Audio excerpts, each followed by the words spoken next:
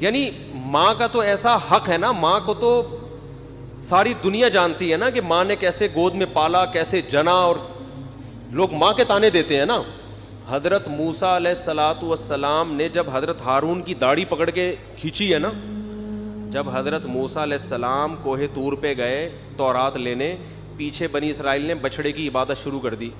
ہارون علیہ السلام کو نگران بنا کے گئے تھے کہ ذرا ان کی حفاظت کرنا, بڑے نالائق لوگ ہیں, دائیں بائیں نہ ہو جائیں. تو جب واپس آئے تو دیکھا کہ وہ کیا کر رہے ہیں, بچھڑے کی عبادت. تو حضرت موسیٰ کو سب سے پہلے غصہ کس پر آیا؟ حضرت ہارون پر. اپنے بھائی کی داڑھی پکڑ کے کھینچی کہ ما منعک اذ رأیتہم ضلوا, یہ گمراہ ہو رہے تھے, آپ نے روکا کیوں نہیں؟ تو حضرت ہارون نے کیا کہا؟ باپ کا واسطہ نہیں دیا بلکہ ماں کا. لا یبن اماں, اے میری اماں کے بیٹے, اے میری ماں کے بیٹے, کیونکہ یہ رشتہ فوراً سمجھ میں آتا ہے. ماں کا واسطہ, کیونکہ محبت کی علامت ہے نا. ابا جو ہے نا وہ تربیت کے لیے اللہ نے بنایا, وہ محبت زیادہ ابا سے امیدیں نہیں لگایا کریں. ابا کی ایک الگ ویلیو ہے, محبت بہت زیادہ کرتے ہیں ابا, لیکن وہ جتلاتے نہیں ہیں. وہ کہہ رہے ہیں تمیز سے, زیادہ لاڈ پیار دکھاؤ گے نا ابا, یہ ہو گیا تمیز سے بیٹھ وہاں جا کے آرام سے, ٹھیک ہے نا, جو بات ہے ادب تمیز.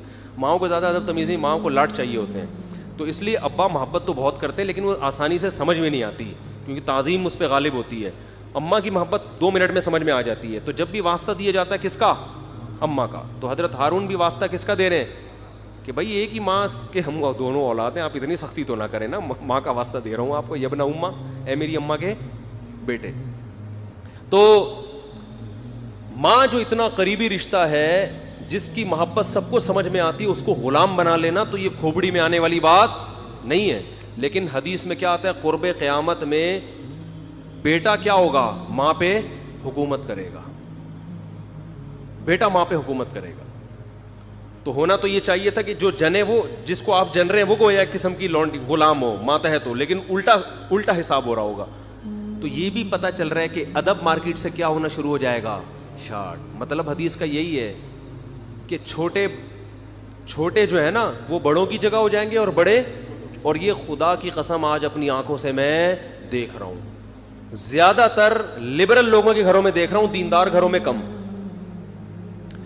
باپ اور ماں اپنے بچوں کو اسکولوں میں 15-20 ہزار روپے فیسیں دے کر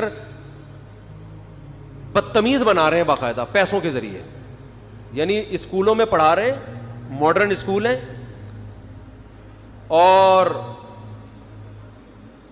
بہت ہی ماڈرن قسم کے اسکول جن میں مذہب نہیں ہے, بچہ انگلش بہت اچھی بول لیتا ہے, اور ٹھیک ٹھاک فیسیں دے کے کیا کر رہے ہیں, اپنی نافرمانی پیسے دے کے سکھا رہے ہیں. آج بھی میرے پاس ایک کیس آیا, کسی کو نہیں پتا چلے گا کس کی بات ہو رہی ہے.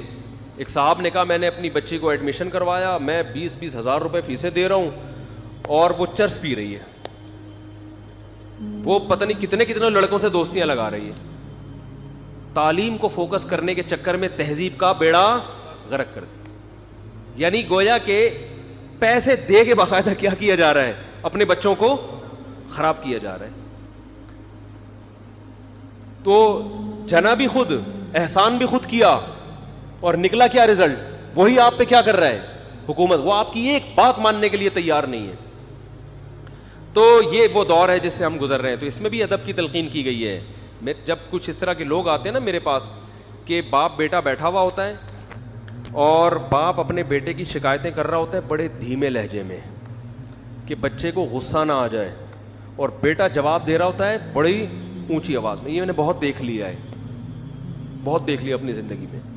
اس سے مجھے فوراً وہ حدیث یاد آتی ہے کہ اس کو باپ ہونا چاہیے اور اس کو بیٹا. باپ کو یہ ڈر لگتا ہے کہ یار اب میری اولاد ہے, یار میں کوئی اونچی آواز سے وہ ایک دم میٹر نہ گھوم جائے. دیکھو یہ اولاد کے نالائق ہونے کی علامت ہے کہ آپ نے اپنے باپ کو یہ اتھارٹی نہیں دی ہے کہ وہ آپ کو ڈانٹ سکے. اگر آپ کا باپ آپ کو ڈانٹتے ہوئے گھبراتا ہے نا, خدا کی قسم یہ باپ کے خراب ہونے کی دلیل نہیں ہے, یہ اولاد کے خراب ہونے کی دلیل ہے. یہ اولاد کے خراب, وہ ڈر لگتا ہے اس کو کہ یار کچھ بول دوں تو ایسا نہ ہو ناراض ہو جائے. میں نہیں کہہ رہا اولاد پہ بیجا سختیاں کریں یا خام خواہ میں ڈانٹ ڈپٹ کرتے رہیں, اس سے تو ڈپریشن کے مریض بنتے ہیں. ماں باپ ظلم بھی کرتے ہیں. اس پہ میں انشاءاللہ بیان کروں گا کہ میرا ارادہ ہے, میں نے جو سینٹ میں بل پیش ہوا نا کہ ماں باپ کو اولاد پہ ہاتھ اٹھانے کی اجازت نہیں, شوہر کو بیوی کو ڈانٹنے کی اجازت نہیں, تو یہ بالکل خلاف ہے. لیکن اس کا ناجائز فائدہ بھی اٹھایا جاتا ہے. تو ماں باپ کو بلا وجہ اولاد پہ ہاتھ اٹھانا شرعن جائز.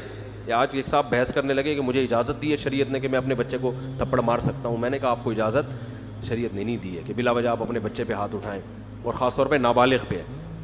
نابالغ کے حقوق اسلام میں بہت زیادہ ہیں. ماں کو اجازت نہیں اپنا غصہ آ کسی اور پہ رہے نکال کس پہ رہی ہے. میں نے ماؤں کو دیکھا ہے طبیعت خراب ہے جھنجلا رہی ہے, بچے کو پکڑ کے طبیعت سے کوٹ دیا اس کو, وہ بیچارہ. بعض بچے ماں کی چنگیز خان جیسی مائیں ہوتی ہیں, وہ بچے ٹھٹر ٹھٹر کے ان کی جو گروتھ ہے نا وہی رک جاتی ہے ان کی. اتنا سختی کا ماحول انہوں نے گھر میں دیکھا ہوتا ہے. تو یہ نہ باپ کے لیے جائز ہے اور نہ ماں کے لیے. تو اس میں علماء کے واقعات بھی سناؤں گا کہ اپنی اولاد کو مارنے سے پہلے کیا ان کے اصول تھے کہ ہم زیادتی نہ کر بیٹھیں.